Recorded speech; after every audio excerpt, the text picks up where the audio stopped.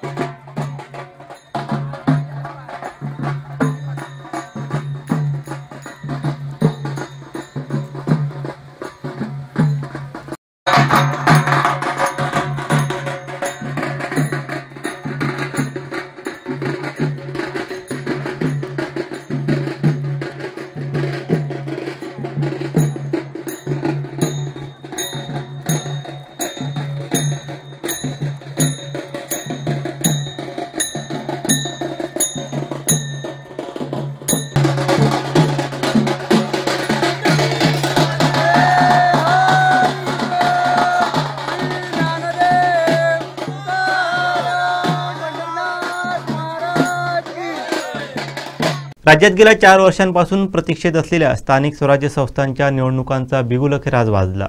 त्यानुसार राज्यात 2 डिसेंबरला मतदान होणार असून 3 डिसेंबरला मतमोजणी होणार आहे. या निवडणुकीसाठी पुरेशी इलेक्ट्रॉनिक वोटिंग मशीनची व्यवस्था करण्यात आलेली आहे. या निवडणुका इलेक्ट्रॉनिक वोटिंग मशीनद्वारेच होणार आहेत आणि त्यामध्ये 13,726 कंट्रोल युनिट आणि 27,452 बॅलेट युनिटची व्यवस्था केलेली आहे. उमेदवारांसाठी जी खर्च मर्यादा आहे ती खर्च मर्यादा वाढवण्यात आलेली आहे. अ वर्ग नगर परिषदेसाठी अध्यक्ष पदासाठी 15 लाख, सदस्य पदासाठी 5 लाख. ब वर्ग नगर परिषदेसाठी अध्यक्ष पदासाठी 11,25,000, सदस्य पदासाठी 3,50,000.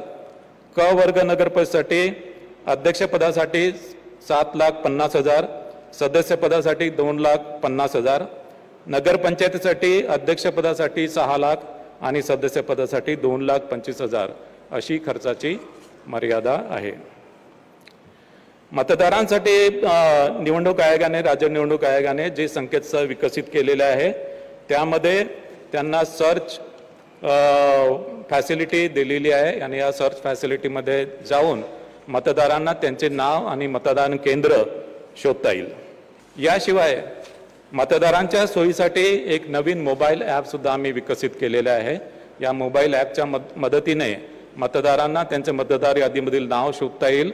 याशिवाय त्यांचं मतदान केंद्र शोधता येईल.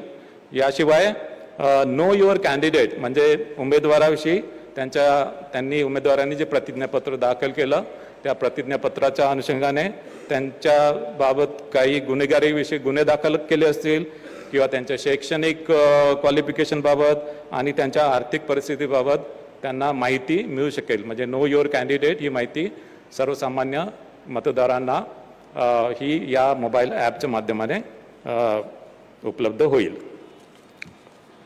मतदार यादीच्या बाबतीत जे संभाव्य दुबार नावाबाबत राज्य निवडणूक आयोगाने पूर्ण दक्षता घेतलेली आहे.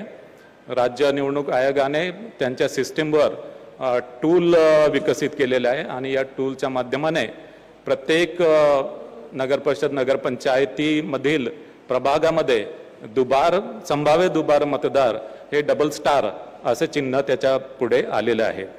जिथे जिथे अशा प्रकारचे डबल स्टार आलेले आहे तिथे संबंधित अधिकारी संबंधित मतदारांना कॉन्टॅक्ट करून तो कुठल्या प्रभागामध्ये आणि तो कुठल्या मतदान केंद्रामध्ये तो मतदान करेल याची माहिती घेईल. त्यासोबतच त्याचं नाव, त्याचं लिंग, त्याचा फोटोग्राफ आणि त्याचा पत्ता या सर्व बाबी सुद्धा तपासेल. ज्या मतदान केंद्रामध्ये त्यांनी ऑप्शन दिलेला आहे त्या मतदान केंद्रामध्ये त्याला मतदानाची सोय असेल आणि इतर मतदान केंद्रामध्ये त्याला मतदान करता येणार नाही. ज्या मतदारांच्या नावानं पुढे डबल स्टार आलेला आहे, दुबार मतदार म्हणून डबल स्टार आलेला आहे, पण त्यांनी काही प्रतिसाद दिला नाही तर सर्व मतदान केंद्रावर त्याचं डबल स्टार म्हणून नोंद होईल आणि असा मतदार मतदान केंद्रावर आल्यानंतर त्याच्याकडून एक डिक्लेरेशन घेतलं जाईल की या मतदान केंद्राव्यतिरिक्त इतर मतदान केंद्रामध्ये त्यांनी मतदान केलं नाही किंवा या मतदानानंतर दुसऱ्या मतदान केंद्रावर तो मतदान करणार नाही. म्हणजे एकाच मतदान केंद्रावर त्याला मतदान करता येईल. ऑफकोर्स त्याच्या ज्या वेगवेगळे जे अधिनियम आहेत आणि नियम याच्यामधल्या मतदारांच्या पात्रतेविषयी ज्या तरतुदी आहेत त्या ऑफकोर्स प्रिसाइडिंग ऑफिसर या तपासून घेतील. मतदार जागृतीच्या संदर्भात मतदानाचा टक्का वाढावा यासाठी आम्ही 32 वेगवेगळ्या प्रकारचे ॲक्च्युली वोटर्स अवेअरनेस कॅम्पेन आम्ही घोषित केलेले आहेत आणि संबंधित नगरपरिषद आणि नगरपंचायती यांच्या निधीमधून हे जे मतदान आणि काही निधी राज्य निवडणूक आयोगाकडे पण आहे. सोशल मीडियाच्या माध्यमाने आणि राज्य निवडणूक आयोगाने त्याच्या संदर्भात एक गीतसुद्धा तयार केलेलं आहे आणि या वोटर्स अवेअरनेस कॅम्पेनच्या माध्यमाने मतदानाचा टक्का जास्तीत जास्त वाढेल याच्याबद्दल आम्ही दक्षता घेतलेली आहे. वेगवेगळे पोस्टर्स, बॅनर्स, क्रिएटिव्ह आर्ट, भित्तिचित्र, चित्ररथ याच्या माध्यमाने सुद्धा वोटर्स अवेअरनेस कॅम्पेन राबवला जाईल. मतदान केंद्रावर पुरेशा सुविधा देण्यात आलेल्या आहेत आणि त्याच्यामध्ये विशेष करून दिव्यांग मतदार, तान्ह्या बाळासह ज्या स्त्रिया आहेत, गरोदर स्त्रिया आहेत, ज्येष्ठ नागरिक आहेत यांना प्राधान्याने मतदान करून दिलं जाईल. दिव्यांग आणि ज्येष्ठ नागरिकांसाठी रॅम्पची सोय केलेली आहे. याशिवाय व्हीलचेअर्सची सुद्धा व्यवस्था करण्यात येणार आहे. सर्व मतदान केंद्रावर विजेची व्यवस्था, पिण्याच्या पाण्याची व्यवस्था, सावलीची व्यवस्था, शौचालयाची व्यवस्था उपलब्ध करून देण्यात आलेली आहे आणि विशेष करून काही मतदान केंद्र हे गुलाबी मतदान केंद्र म्हणून ॲक्च्युली हे आम्ही करू आणि या गुलाबी मतदान केंद्रामध्ये या मतदान केंद्रातील सर्व निवडणूक अधिकारी, कर्मचारी, पोलीस कर्मचारी हे महिला कर्मचारी असतील. यावेळेस मतदान केंद्राच्या इमारतीमध्ये मोबाईल नेण्याची एक फॅसिलिटी आम्ही दिलेली आहे. मात्र ॲक्च्युअल मतदान केंद्रामध्ये मोबाईल नेता येणार नाही, त्या इमारतीमध्ये नेता येईल. राज्याचा मंत्री धार्मिक जातीय तेढ वाढवणारं वक्तव्य करत असेल तर ते हिताचं नाही असं विधान शरद पवारांनी केलं आहे. शेतकऱ्यांना पीक विमा योजनेतून 1 रुपया, 2 रुपये, 5 रुपये, 21 रुपये अशी रक्कम जमा झालेली आहे. एकंदरीत शेतकऱ्यांनी ज्यावेळेस कृषी मंत्री शिवराज चव्हाण यांच्याकडे केलं असता त्यांनी नाराजी दर्शवलेली आहे. चौकशीचा आदेश देखील दिलेला आहे. हे एक यंदाच्या वर्षी निसर्गाचा कोप, शेतीचं प्रचंड नुकसान झालं. अशा वेळेला त्या नुकसान ज्यांचं झालं त्यांना मदत करणं पुन्हा उभं करणं हे काम निश्चित आहे. राज्य सरकारने काही या संबंधीची पॅकेज जाहीर केली आणि पॅकेज हा एक भाग आहे. दुसऱ्या बाजूने शेतकऱ्यांनी विमा उचलला होता. नुकसान झाल्याच्या नंतर विम्याची रक्कम त्यांना तातडीनं मिळायला हवी. काही तक्रारी माझ्याकडे अशा आल्या की 5 रुपये, 3 रुपये, 2 रुपये अशी मदत विमाने दिली. आणि आजच्या माझ्या वर्तमानपत्रात बातमीवरनं एक गोष्ट लक्षात आली की ही जी विम्याची चुकीची नीती आहे ती देशाच्या शेती मंत्र्यांच्या लक्षात आलं आणि त्याची ते चौकशी करतात. माझं म्हणणं एकच आहे, चौकशी करायची ते काही करा, पण आता शेतकरी संकटात लवकरात लवकर त्याला मदत आणि त्याला उभं करा. साहेब, आज निवडणूक आयोगाची 4 वाजता पत्रकार परिषद होत आहे. मला माहित आहे कशावर. आज एक शक्यता आहे की स्थानिक स्वराज्य संस्थेच्या निवडणुकीसंदर्भात आचारसंहिता लागण्याची शक्यता आहे. दुसऱ्या बाजूने राज ठाकरे यांनी दुबार मतदानाचा प्रश्न घेतलेला आहे हिंदू मराठा मतासंदर्भात. आणि दुसऱ्या बाजूने काल आशिष शेलार मंत्री त्यांनी देखील मुस्लिम दुबार मतदार आहेत यांच्यावरती विरोधक बोलत नाहीत अशी पत्रकार परिषद घेऊन आरोप केलेला आहे. राज्यात सामाजिक ऐक्य कसं राहील ही खबरदारी सगळ्यांनी घेतली पाहिजे. आणि विशेषतः सरकारमध्ये जे आहेत त्यांचं कर्तव्य याच्यात जास्त आहे. जर राज्य सरकारच्या मंत्रिमंडळाचा एक सिनियर मंत्री जर धार्मिक आणि जातीय वाद वाढेल अशा प्रकारचं निवेदन करत असेल तर ते राज्याच्या हिताचं नाही. आशिष शेलार वैफल्यग्रस्त असल्याची टीका संदीप देशपांडे यांनी केली आहे. नाही, इथे म्हणायचं मुस्लिम मतदार आम्ही मुस्लिमांचं, काल मला त्यांचं एक वाक्य आठवत आहे शेलारांच्या प्रेस कॉन्फरन्समधलं, जस्टिस फॉर ऑल आणि अपीजमेंट फॉर नन असं ते म्हणाले. म्हणजे कोणाचंही तुष्टीकरण नाही, सगळ्यांना न्याय. मला असं वाटतं जो फोटो आहे तो तुष्टीकरणाचा फोटो आहे का जस्टिसचा फोटो आहे हे एकदा आशिष शेलारांनी सांगावं. नाही, त्यांचं म्हणणं असं होतं की ज्या म्हणजे राज ठाकरेंनी जी यादी वाचवून दाखवली भोईर किंवा पाटील, पण बाकीचे जे मतदारसंघामध्ये आमचं म्हणणं आहे तुम्ही यादी बघायला आलात का? तिथे अख्खा गठ्ठा होता त्याच्यात. एकदा या यादी बघा आणि मग काय ते बोला. जे पराभूत काय झालंय सध्या आशिष शेलारांना कोणी विचारत नाही. त्यांचं मुंबई अध्यक्षपद सुद्धा गेलंय. त्या MCA मध्ये सुद्धा त्यांना कोण विचारत नाही.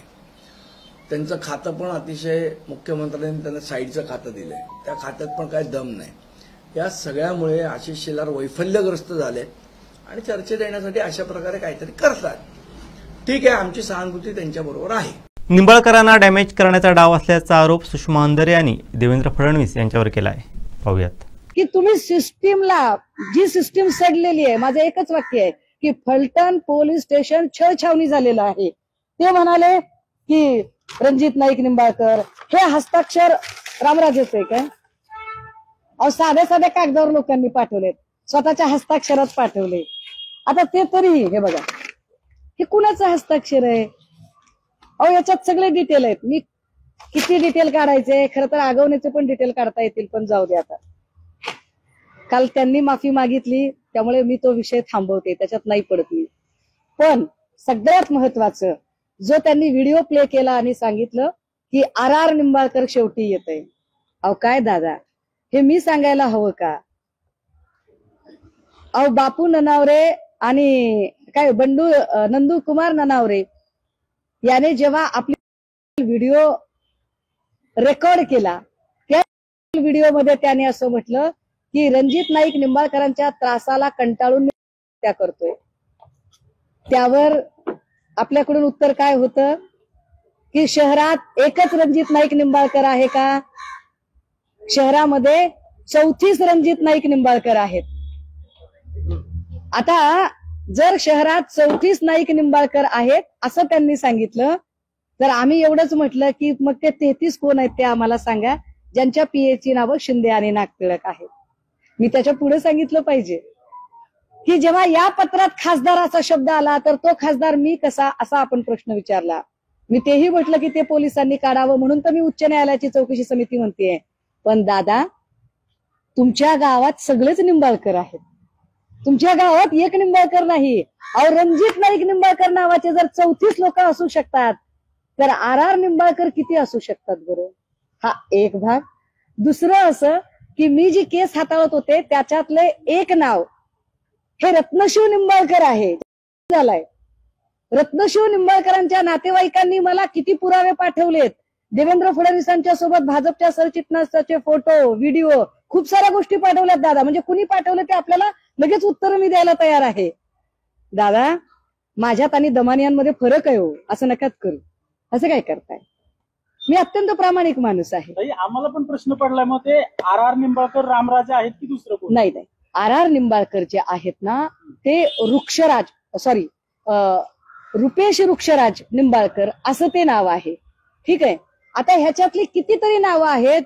अहो दादा, तुम्हाला आता काय सांगायचं. काल तुम्ही खूप लोक जमवलेली होती बघा. काल मी गेल्यावर तिकडे लोक आली होती. दादा, तुम्हाला असं वाटत असेल की तुमच्या विरोधात कुणीच बोललं नाही. दादा, ती दहशत असू शकते. कारण दादा, तुमच्याबद्दल जर आदर असता तर तुमच्या फलटणमधनं एवढी लोक माझ्यापर्यंत पोहोचली असती का? दादा, इतक्या लोकांनी ते सगळं काही मांडलं असतं का हो? की इतकी सगळी माणसं, इतके पुरावे दादा, आणि ह्याच्यावर सह्या आहेत बरं का खाली, आणि ह्याच्यातली प्रत्येक सही कुणी पण चेक करावी. हे रामराजेंचं नाहीये. ह्याच्या PDF कुणाला बघायच्या असतील तर ते पण मी दाखवते की कुणी कुणी पाठवलेले आहेत ते. आपला भ्रम काढून टाका. सगळ्यात महत्वाचं, काल मी असं म्हटलं की मला तुमच्या कलगीतुऱ्याच्या राजकारणात पडायचं नाही. 2-3 कुणीतरी प्लांट पत्रकार केले होते. ते प्लांट पत्रकार जाणीवपूर्वक फोकस हलावा अशा पद्धतीने काहीतरी प्रश्न विचारत होते. ते पत्रकार निश्चितपणे मुख्य प्रवाहातल्या माध्यमांचे नव्हते, ते कुणीतरी असे, आणि ते बाहेरचे होते, हेही महत्वाचं. आणि ते प्रश्न विचारताना मी त्यांना स्पष्टपणे सांगितलं, तो व्हिडिओ मी आपल्याला दाखवू शकते की, आणि मी आता तो ट्विटही करते की त्याच्यामध्ये मी माझं उत्तर काय सांगितलेलं आहे. तर मी त्याच्यात असं म्हटलंय की आम्हाला तुमच्या कुठल्याही कलगीतुऱ्यामध्ये जाण्यात कुठलाही रस नाही. आम्हाला तुमच्या कलगीतुऱ्याशी काय देणं घेणं नाही. तुमचे पॉलिटिकल स्कोअर सेटल करण्याशी घेणं देणं नाही. खरं तर रामराजे निंबाळकरांची मी मदत घेण्यात काही वाईट पण नाही तसं बघितलं तर. कारण रामराजे निंबाळकर हे राष्ट्रवादीचे आहेत, आमची युती आहे, महाविकास आघाडीचा भाग आहेत ते. मी त्यांची मदत घेऊ शकते, मी त्यांच्या घरी जाऊ शकते, चहा घेऊ शकते, बसू शकते. अहो दादा, उलट काल मी मधुदीप हॉटेलला थांबायचा प्रयत्न केला पण मला रूम मिळाला नाही. मला अक्षरशः गावाच्या बाहेर थांबावं लागलं. आणि मी किती वेळा दादा म्हटलं की एकदा तरी तुम्ही चहाला बोलवा, मी तुमच्या घरी यायला तयार आहे, मी तुमच्या 6च्या सभेला यायला तयार आहे. आता सगळे डिटेल सांगायला पाहिजेत का दादा काय काय झालं ते? पण तरी सुद्धा मी काल काय म्हटलं होतं ते आपल्याला माहित असलं पाहिजे, म्हणून मी आपल्याला हे सांगते. वेंगुर्ला तालुक्यातील मातोण येथील स्वयंभू व जागृत देवस्थान म्हणून प्रसिद्ध असलेल्या श्रीदेवी सातेरीचा वार्षिक जत्रोत्सव बुधवार दिनांक 5 नोव्हेंबर रोजी संपन्न होणार आहे. वेंगुर्ला तालुक्यातील मातोण येथील स्वयंभू व जागृत देवस्थान म्हणून प्रसिद्ध असलेल्या श्रीदेवी सातेरीचा वार्षिक जत्रोत्सव बुधवार दिनांक 5 नोव्हेंबर रोजी संपन्न होणार आहे. या दिवशी शेकडो भाविक संपूर्ण दिवसभर निर्जळी उपवास धरत श्रीदेवी सातेरी मंदिराभोवती लोटांगण घालून नवस फेडतात. म्हणून ही जत्रा लोटांगणाची जत्रा म्हणून प्रसिद्ध आहे. श्रीदेवी सातेरीचा जत्रोत्सव कार्तिक पौर्णिमा म्हणजे त्रिपुरारी पौर्णिमेला दरवर्षी होतो. जत्रोत्सवा दिवशी सकाळपासून ओट्या भरणं, नवस फेडणं आदी कार्यक्रम संपन्न होतात. जत्रोत्सवानिमित्त मंदिराला आकर्षक विद्युत रोषणाई व फुलांची सजावट करण्यात येते. या जत्रेसाठी जिल्ह्यासहित मुंबई येथील चाकरमानी तसंच गोवा, पुणे, कर्नाटक व विविध भागातून भाविक आवर्जून उपस्थित राहतात. यानंतर रात्री 8 वाजता सवाद्य तरंग देवतांसहित देवीच्या उत्सव मूर्तीचं मंदिरात आगमन झाल्यानंतर रात्री 11 वाजता संपूर्ण दिवसभर निर्जळी उपवास असलेले शेकडो भाविक मंदिराभोवती लोटांगण घालून आपला नवस फेडतात. लोटांगण पाठोपाठ पालखी सोहळा संपन्न होतो व यानंतर गावातील दशावतारी नाट्य मंडळाचा नाट्यप्रयोग संपन्न होऊन या जत्रोत्सवाची सांगता होते. तर या जत्रोत्सवाचा भाविकांनी लाभ घेण्याचं आवाहन समस्त गावकर मंडळी व देवस्थान कमिटी यांच्या वतीने करण्यात आलं आहे. घरकुल लाभार्थ्यांना घरकुल बांधकामासाठी वाळू मिळावी यासाठी कुडाळ तालुक्यातील घरकुल योजनेच्या लाभार्थ्यांनी तहसीलदारांना निवेदन दिलं आहे. या ठिकाणी मागे 15 दिवसापूर्वी आम्ही तहसीलदारांची भेट घेतली होती की शासनाच्या निर्णयाप्रमाणे जो शासनाने जी.आर. काढला त्याप्रमाणे घरकुलांसाठी 5 ब्रास वाळू मोफत मिळणार असं शासनाचा जी.आर. आहे. त्याप्रमाणे आम्ही मागच्या वेळी त्यांना पत्र दिलं तहसीलदारांना ग्रामपंचायतीमार्फत की जे लाभार्थी घरकुलाचे आहेत त्या जिल्ह्यातल्या सर्व लाभार्थ्यांना 5 ब्रास वाळू शासनाने मोफत उपलब्ध करून द्यावी. परंतु तो जी.आर. वाचला, जी.आर.ची आम्ही माहिती घेतली त्यावेळी आम्हाला असं समजलं की जे घरकुलाचे लाभार्थी आहेत त्यांनी वैयक्तिक अर्ज करायला पाहिजे असं काही त्यांची कोणती अट नाहीये. परंतु त्याच्यात त्यांनी असं म्हटलं की जी.आर. मध्ये की वाळूचे पट्टे जिल्ह्यामध्ये प्रत्येक जिल्ह्यामध्ये काही शासनाने नियंत्रित केले आहेत आणि तशा प्रकारच्या पट्ट्यातून ती वाळू तुम्हाला उपलब्ध करून देण्यात येईल आणि ती सुद्धा त्याचं जे स्वामित्व धन आहे म्हणजे 600 रुपये प्रतिब्रास हे फक्त तुम्हाला माफ होईल असं शासनाच्या निर्णयामध्ये म्हटलंय. म्हणजे वाळू मोफत मिळणार नाही, त्याचं स्वामित्व धन फक्त त्या लाभार्थ्यांना माफ होऊ शकतो. आणि तशा प्रकारचे पट्टे आम्ही तहसीलदारांची चर्चा केल्यानंतर आम्हाला समजलं की कुडाळ तालुक्यामध्ये असा कोणत्याही प्रकारचा वाळूचा पट्टा नाहीये. तो शासनाने जे स्वामित्व धनावरती देणार असा कोणत्याही पट्टा इथे नाहीये. तो देवगडमध्ये आहे आणि देवगड मधली वाळू इथे कुडाळमध्ये किंवा आपल्या या ठिकाणी आणणं हे शक्य नाही, कारण ते खूप महागाचं पडणार आहे. त्याच्यामुळे आम्ही तहसीलदार साहेबांना अशी विनंती केली की सध्या आम्हाला इथून नेरूरची वाळू ही जवळ आहे, त्या नेरूरची वाळू सध्या आम्हाला तुम्ही शासनाने उपलब्ध करून द्यावी आणि त्याच्या आम्हाला तुम्ही जर पास दिलेत. आमचं म्हणणं जरी वाळूचा लिलाव झाला नसेल, वाळू जरी बंद असली तरी चोरीच्या मार्गाने वाळू ही रोजच चालू असते, हे आम्ही सुद्धा प्रत्येक जण सर्वजण बघतो. त्यामुळे शासनाने त्याच्यातली वाळू पकडून जरी या लाभार्थ्यांना दिली तरी ते खूप चांगलं, आम्ही शासनाचं त्याच्याबद्दल खूप आभार मानू. किंवा शासनाकडे जे काही चोरीची वाळू पकडली ती वाळू जे जरी असेल तर ती वाळू त्याने आम्हाला उपलब्ध करून दिली तरी चालेल. आता तहसीलदार साहेब बोलले की असा एक वाळू जी पकडलेली आहे ती वाळू सुद्धा काहीतरी केसेस चालू आहेत, त्याचं जर म्हटलं तर ती वाळू तुम्हाला आम्ही उपलब्ध करून देऊ असं त्याने आम्हाला आश्वासन दिलं आहे. त्याप्रमाणे शासनाला आमची विनंती करतो की या बाजूने एका बाजूने जर बीडीओ ऑफिसकडनं या लाभार्थ्यांना रोज प्रेशरचे फोन येतात की तुम्ही घरकुल कधी चालू करता, जर ते चालू नाही केलं तर ते तुम्हाला घरकुल योजना तुमची रद्द होईल अशी सुद्धा शासनाकडनं एका बाजूने भीती दाखवली जाते आणि दुसऱ्या बाजूने वाळूही मिळत नाही, तांत्रिक गोष्टीमुळे वाळू अडकली आहे. त्यामुळे आम्ही त्यांना पत्र, प्रत्येक आमच्या गावाचे 97 लाभार्थी आहेत, आम्ही सगळ्यांचं प्रत्येकाचे वैयक्तिक अर्ज शासनाकडे मागणीचे दिले की 5 ब्रास वाळू आम्हाला तुम्ही जी.आर. प्रमाणे मोफत द्यावी असे आज आम्ही अर्ज सादर केले आहेत आणि शासनाने आम्हाला ते लवकरात लवकर अर्जाप्रमाणे वाळूची उपलब्ध 5ची उपलब्ध करून द्यावी एवढी त्यांना विनंती करतो. त्याचप्रमाणे आमच्या तेंडोली गावामध्ये किंवा कुडाळ तालुक्यामध्ये वानरांचा उपद्रव हा शेतकऱ्यांना मोठ्या प्रमाणात होत आहे आणि त्याच्यावरती कोणत्या प्रकारचं शासन लक्ष देत नाही. म्हणून आत्ताच आम्ही या ठिकाणी वन विभागाकडे सुद्धा भेट देऊन सर्वांच्या वतीने ग्रामपंचायतीमार्फत वन विभागाला सुद्धा पत्र दिले की वानरांचा बंदोबस्त लवकरात लवकर करण्यात यावा. मागे सुद्धा 1 महिन्यापूर्वी वन विभागाकडे आम्ही जाऊन त्यांना विचारलं की वानर पकडण्याची टीम एक आली होती, ती टीम इथे आली एवढंच फक्त आम्ही ऐकलं, परंतु त्यांनी सांगितलं तुमच्या गावामध्ये आम्ही ती टीम पाठवतो, परंतु अद्यापर्यंत आमच्या गावामध्ये त्यांनी टीम पाठवली नाही. त्यामुळे त्यांना आम्ही सुद्धा विनंती केली आहे की लवकरात लवकर वानर पकडण्याची टीम पाठवून वानरांपासून जो काय आमच्या शेतकऱ्यांना त्रास होतोय त्याच्यापासून त्यांची मुक्तता करावी अशी त्यांना सुद्धा आम्ही विनंती केली आहे. कुडाळ मालवण रस्त्याच्या झालेल्या दुरावस्थेकडे सरकारचं लक्ष वेधण्यासाठी उबाटा गटाचे माजी आमदार वैभव नाईक यांनी आज अनोखं जनआंदोलन केलं. रस्त्यावर पडलेल्या खड्ड्यांमुळे होणारा स्थानिकांचा त्रास सरकारच्या निदर्शनास आणण्यासाठी नाईक यांनी बैलगाडीचा वापर करत आपला तीव्र निषेध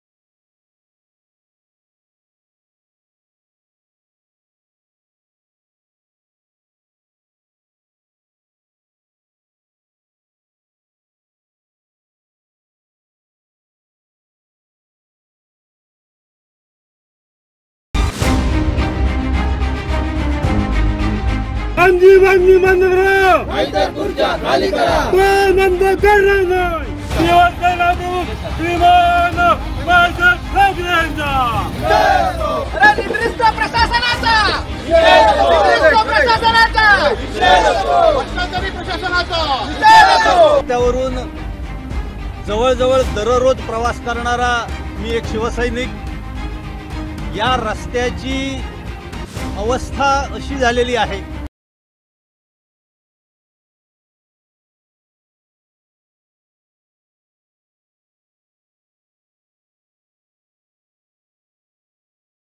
युती सरकारने अशा पद्धतीची व्यवस्था केलेली आहे काय, अशा प्रकारचा प्रश्न इथून प्रवास करणाऱ्या प्रत्येकाच्या मनामध्ये पडतो. मी एक समजू शकतो, इथले आमदार हे तोंडात सोन्याचा चमचा घेऊन जन्माला आलेले आहेत, त्यामुळे त्यांना सर्वसामान्यांच्या सुखदुःखाची जाणीव असण्याचं काही कारण नाही. पण त्यांचे जे कार्यकर्ते स्वतःला म्हणवतात, जे स्वतःला या मतदारसंघाचे, या सिंधुदुर्ग जिल्ह्याचे ठेकेदारी भाग्य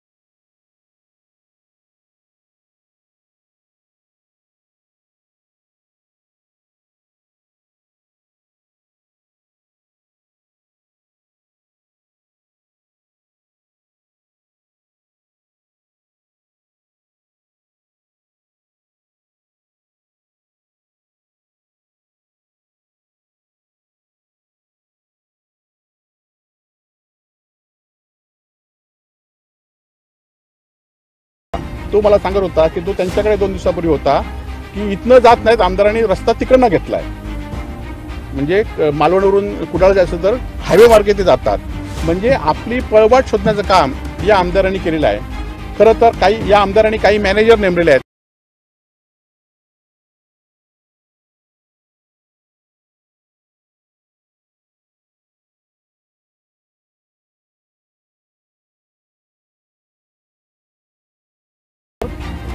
खड्डे पडलेले आहेत.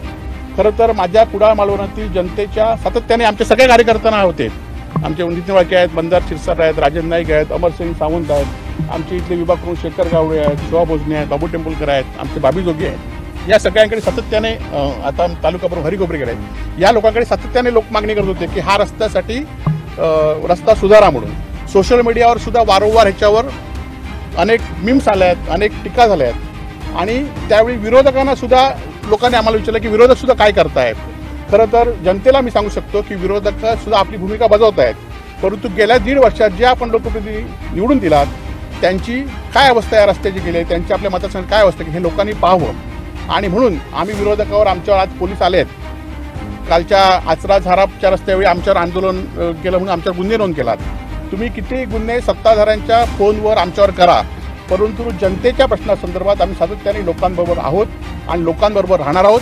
हा रस्ता अधिकारी आता येतील, त्यांनी सांगितलं पाहिजे हा रस्ता कधी आम्हाला सुसूचित करू देणार, तोपर्यंत हे आंदोलन आमचं मागे घेतलं जाणार नाही.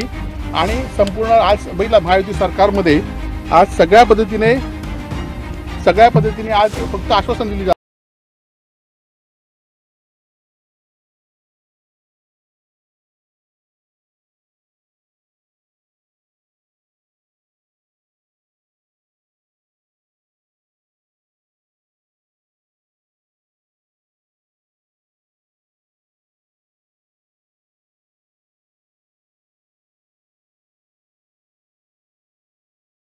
आपल्याला निवडून लोक जर सुचित राहिले पाहिजे तर हा रस्ता लवकरात लवकर करा. शक्तीपीठ महामार्ग हा केवळ मोठ्या भांडवलदारांसाठी असून त्याचा सर्वसामान्य माणूस, शेतकरी आणि बागायतदारांना किंचितही फायदा होणार नाही असं सांगत राजू शेट्टी यांनी या महामार्गाला जोरदार विरोध केला आहे.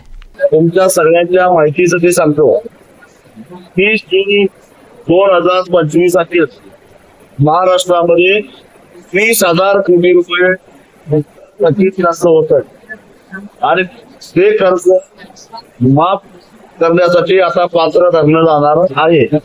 फक्त ते पैसे राज्य सरकार 2026 भरणार आहे. ते कर्जाची जबाबदारी सरकारनं घेतलं तर बँकेला पैसे कधी मिळतात याची चौकशी करायची नसतात. त्यामुळे आमचं आंदोलन हे 100% झाले नाही. विरोध आहे ज्याला कारण आहेत. 27,000 एकर जमीन म्हणजे काय शक्तीपीठ महामार्गामुळे उद्ध्वस्त होणार आहे. त्यातली जवळपास 24,000 एकर जमीन ही बारमाही बागायत आहे आणि बारमाही बागायत करायला शेतकऱ्यांना प्रचंड खर्च आलेला आहे आणि म्हणून शेतकऱ्यांचा विरोध आहे. हा झाला एक भाग. दुसरा भाग महाराष्ट्रातल्या जनतेला कर्जाच्या घाईत टाकून हा शक्तीपीठ महामार्ग करायला महाराष्ट्रातल्या जनतेचा विरोध आहे. नंबर 3 या शक्तीपीठ महामार्गामुळे सांगली, कोल्हापूर या 2 जिल्ह्यातल्या कृष्णांच्या उद्योगांना जो भराव टाकून पुन्हा मारली जाणार आहे. त्यामुळे महापुराचा फार मोठा धोका निर्माण होतो. सांगली शहर असेल, कोल्हापूर शहर असेल, शहर असेल, शहरामध्ये ताळ्या बसणार आहे. म्हणून विरोध आहेत. आणि सगळ्यात पूर्वी पश्चिम कोल्हापूर आणि सिंधुदुर्ग जिल्ह्यात पर्यावरणाचा फार वाटोळ होणार आहे. माळीसारख्या घटना भविष्यात घडणार नाही याची खात्री नाही. अनेक नैसर्गिक जलस्रोत नष्ट होणार आहेत आणि म्हणून या शक्तीपीठ महामार्गाला स्थानिकांचा विरोध आहे. आम्ही तो ऊस देणार नाही. एक पर्यायी रस्ता असताना नागपूर रत्नागिरी महामार्ग कोल्हापूर पर्यंत पूर्ण झालेला आहे. आज कोल्हापूर पासून कोकणात यायला 6 रस्ते आहेत. त्यामुळे त्या रस्त्याची गरज नाही. म्हणून केवळ 50-60 कोटी रुपये 50-60,000 कोटी रुपये त्या रस्त्याच्या निमित्तानं निवडणुकीसाठी निधी उभा करायचा. यासाठी म्हणून जसा जनतेचा विरोध असताना हा रस्ता होणार असेल तर तो रस्ता आम्ही घेऊन येणार नाही, याला आपलं काम आहे. त्याचं कारण शेतकरी 18 ते 20 महिने ऊसाची शेती करून प्रचंड कष्ट करून ऊस पिकवतो आणि त्याला न विकता त्या ऊसाची किंमत न सांगता साखर कारखाने ऊस तोडून येतात, याला आमचा विरोध आहे. मागच्या वर्षी साखर कारखान्याने जो ऊस तोडून नेला त्याचा अजून हिशेब पूर्ण व्हायचा आहे आणि आमची एक आशा आहे की मागच्या वर्षीचा हिशेब पूर्ण करा, या वर्षी सांगा कारखाने चालू करा. आम्ही कारखान्याला ऊस देण्यासाठी ऊस लावलो आहे. सध्या कारखाने बंद आहेत, कर्नाटकातले कारखाने सुद्धा बंद आहेत.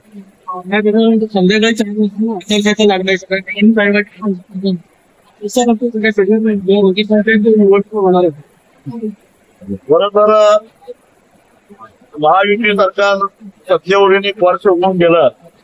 त्या वर्षातला कारभार मंत्र्यांचे बसले, अधिकाऱ्यांच्या गाड्या यासाठी भरमसाठ पैसा खर्च करायला याच्याकडे पैसा आहे. नागपूर अधिवेशन फक्त 2 आठवड्याचं असतं तर अध्यक्षाच्या बंगल्यावर 1 कोटी रुपये 2 आठवड्याचं ते खर्च व्हायला लागलेले आहेत. असं म्हणजे एखाद्या विलासी राजानं जगावं अशा पद्धतीचा कारभार जो आहे या लोकांनी आतापर्यंत केलेला आहे. तो बघता नागरी भाग असो किंवा ग्रामीण भाग असो या लोकांना किंवा यांच्या समर्थकांना लोक दारात उभा करतील असं मला वाटत नाही. भाजपा प्रदेश अध्यक्ष रवींद्र चव्हाण आणि पालकमंत्री नितेश राणे यांच्या माध्यमातून सावंतवाडी शहरात तब्बल 2 कोटींची विकास कामं मंजूर झाली असून अजून 1 कोटीचा निधी त्यांच्या माध्यमातून प्राप्त होणार आहे. शहराचा विकास करण्यासाठी भारतीय जनता पार्टी नेहमीच अग्रेसर राहणार असून सर्वांना विश्वासात घेऊन आम्ही हे काम करणार असल्याचं युवा मोर्चा प्रदेश उपाध्यक्ष युवराज लखमराजे भोसले यांनी सांगितलं आहे. आज आपल्याला ह्या सावंतवाडी शहरामध्ये आपण थोडे कामं घेतलेले होते आणि ते कामं केलेले आहेत. ते सगळं भारतीय जनता पार्टीच्या निमित्ताने झालेले आहे. आपले प्रदेश अध्यक्ष रवींद्र चव्हाण साहेब आणि आपले पालकमंत्री आणि नितेश राणे साहेब त्यांच्या माध्यमातून ते कामं झालेले आणि ते साधारण 2 कोटीच्या हिशोबाने झालेले आणि ते सगळे 10 वॉर्डमध्ये कामं आहेत, सगळे डिवाइड केलेले आणि त्याच्याऐवजी अजून 1 कोटीचा निधी आपण उपलब्ध करून घेतोय. भारतीय जनता पार्टी दरवेळी म्हणजे सगळ्या बाबतीत म्हणजे कामाच्या बाबतीत असेल आणि त्याच्यामध्ये आपण पुढं असतो आणि सावंतवाडी शहरामध्ये पण सगळ्यांना म्हणजे आपले सगळे माजी नगरसेवक असतील आणि आत्ताचे पर्यटक सगळ्यांना विश्वासात घेऊन ते कामं मंजूर करून घेतलेले आपण नितेश साहेबांच्या माध्यमातून. तर असंच विकास कामं होत राहणार आणि कुठेतरी आपल्या सावंतवाडी शहरमध्ये चांगलं काम पद्धतीने आपण काम करू शकतो. तसंच मी म्हणेन आपल्याला पण काय विचारायचं असेल काय बोलायचं असेल तर आपण जरूर विचारा. पण एवढंच म्हणेल की दरवेळी आपण कुठेतरी सावंतवाडी शहर पुढे यायला पाहिजे पर्यटनाच्या दृष्टीने असेल. आज आपण नुसतं रस्त्याचं कामं असेल, नाल्याचं कामं असतील, गटाराचं कामं असतील आणि सुशोभीकरणाचं काम असेल त्या पद्धतीने आपण कामं घेतलेली आहेत. तर असेच कामं पुढच्या काळामध्ये पण आपण घेत राहणार. शेवटी ठळक घडामोडी पुन्हा एकदा. वैभव नाईक यांचं बैलगाडी जनआंदोलन, कोकणात शक्तीपीठ विरोधात एल्गार आणि शहर विकासात भाजप अग्रेसर लखमराजे भोसले यांचं प्रतिपादन. बातमीपत्रात वेळ झाली ते थांबण्याची. पाहत राहा बदलत्या कोकणचा बुलंद आवाज. कोकणचं नंबर 1 महा चॅनल कोकण 7 लाईव्ह. धन्यवाद.